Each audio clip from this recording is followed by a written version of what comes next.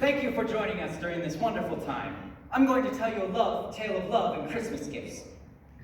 Thinking back all those years ago, I remember the Magi, who, as you know, were wise men, wonderfully wise men.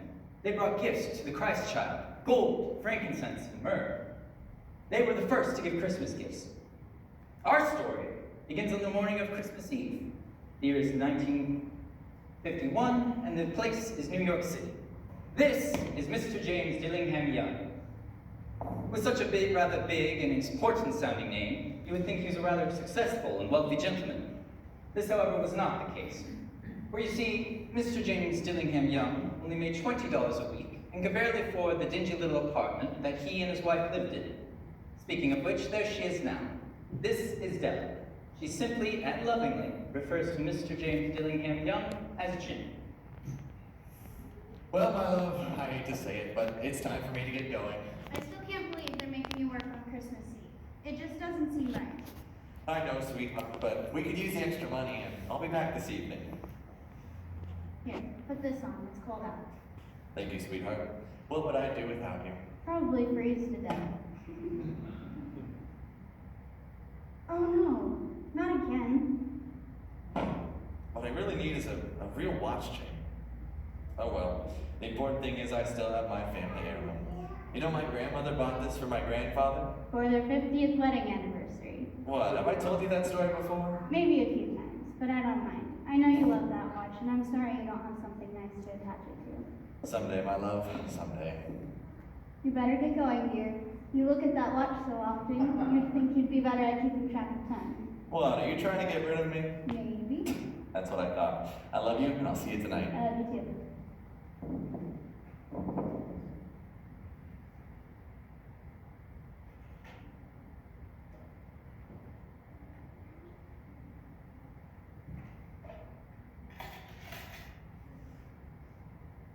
$50, $60, $65, $75, $85, $86, $87. $1.87.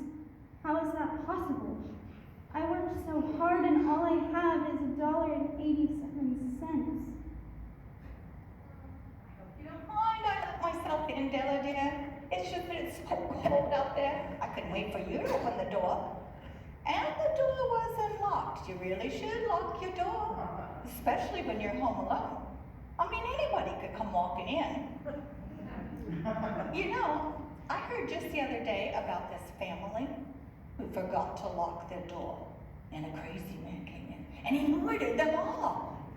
Well, all I could say is, oh, honey, are you crying? Yes. Oh, whatever's the matter? Oh, Gertrude, over the last few months, I've been saving to buy Jim a Christmas gift. Oh, that's nice, sweetie. Yes, well, Jim and I are on a bit of a tight budget, and you know, things always cost more than you expect. It cost me 22 cents the other day for a dozen eggs. Oh, I know. Just yesterday, I went to pick up a pound of coffee, and they charged me 8 cents. Can you believe it? And clothing. Don't even get me started on clothing. This skirt I'm wearing, $4. It's a very nice skirt. Thank you. So, how much have you saved up for Jim's present? $1.87. Oh, I know. I won't be able to get anything nice for that amount. I've worked so hard, and Jim is the love of my life, and I'll never be able to get to show him how much he means to me with $1.87. oh, Della, I'm so sorry. I think this wig, it just don't always stay put. I know what to do. What? Gertrude, you're wonderful. Oh, whatever did I do? You gave me an idea when you mentioned your wig. I'm afraid I don't understand. Where do you buy your wigs? Oh, Mrs. Sofroni's Wig Emporium. It's on Duncan Street. And I'm assuming they buy hair? Well, yes. Then that's what I'll do. Oh, you don't mean... Yes, Gertrude, I'm going to sell my hair. Oh, Della, you can't sell your hair. It's so long and silky. It's your best feature. Thank you, but drastic times call for drastic measures, and I don't have anything else of value to sell. But what will Jim think? Doesn't he love your hair? Yes, that's true. But hair grows back, doesn't it? Well, yes, I suppose. But Christmas presents don't just grow back. Jim will love me no matter what, even with short hair. Especially when he sees the gift I'll have for him. Are you sure about this, Stella? Yes, Jim deserves a wonderful Christmas gift. Nothing is quite good enough for such a marvelous person. But I'm sure I'll find something almost worth the honor it is to belong to him. Well, if that's how you really feel, I'll walk you over there myself. Thank you. Oh, to be young and in love again.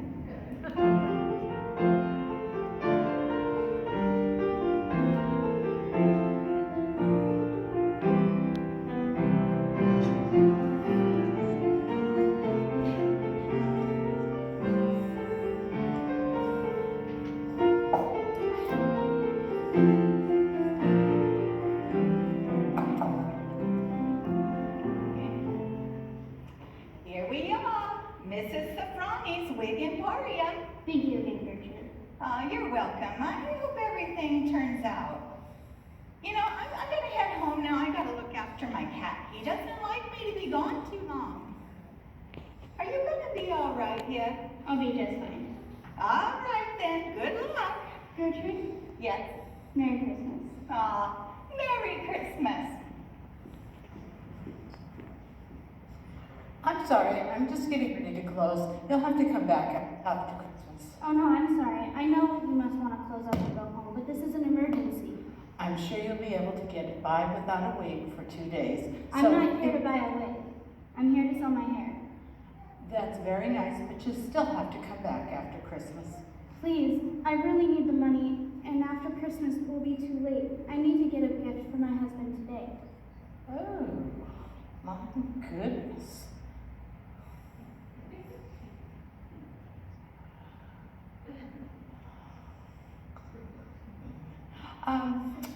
Well, I suppose I could stay a few minutes longer since it means so much to you. Oh, thank you. I can only pay $20 and take it or leave it. $20? Yes, that would be wonderful. Then follow me.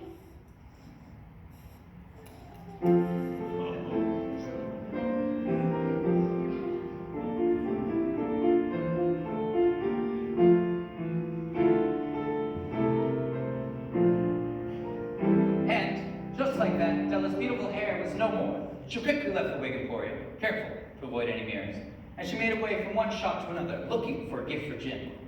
She found it at last, and it surely had been made for Jim, and no one else.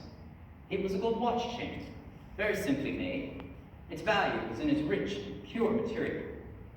One could tell by looking at it that it was very plain and simple. It was very valuable.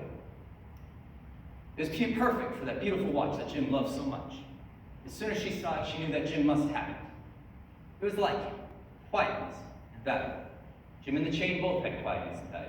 She paid $20 for it and hurried home.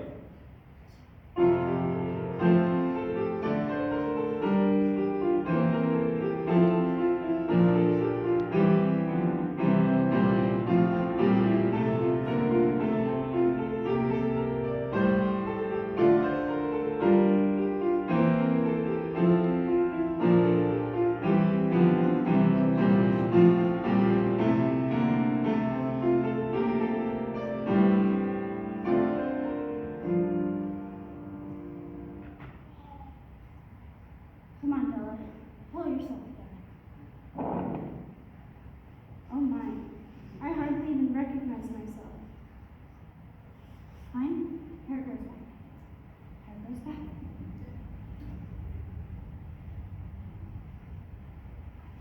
Please, God, make him think I'm still pretty.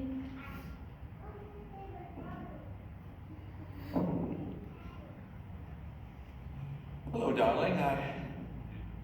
Hello, Jim.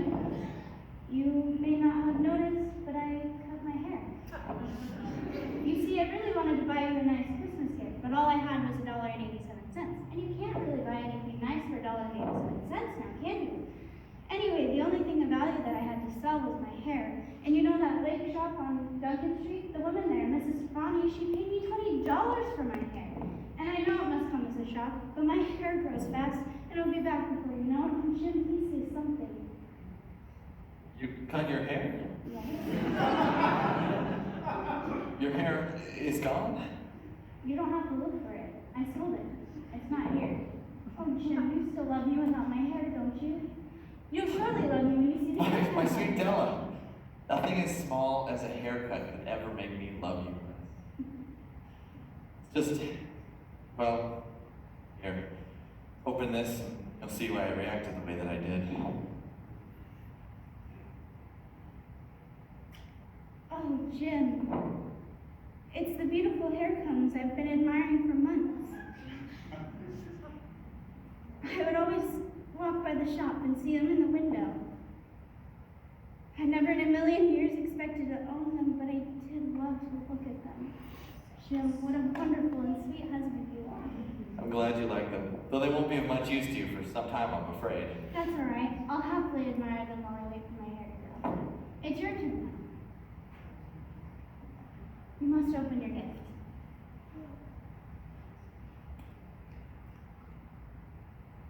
It's beautiful, Della. Beautiful. It's for your watch. You won't have to carry it around attached to a piece of leather anymore.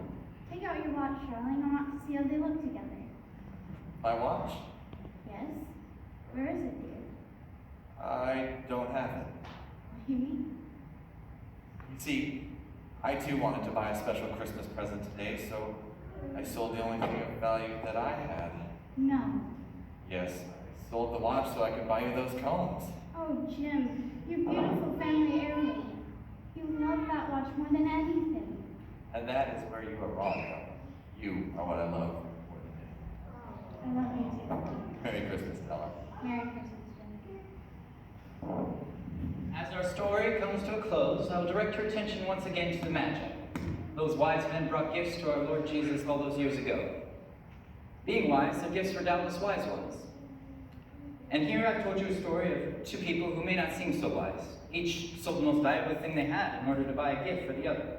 But let me give a last word to the wise of these days.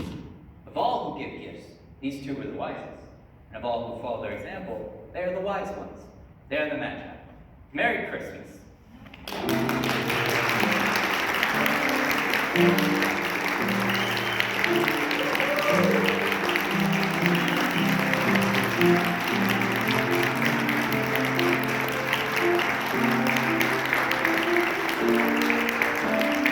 Thank you.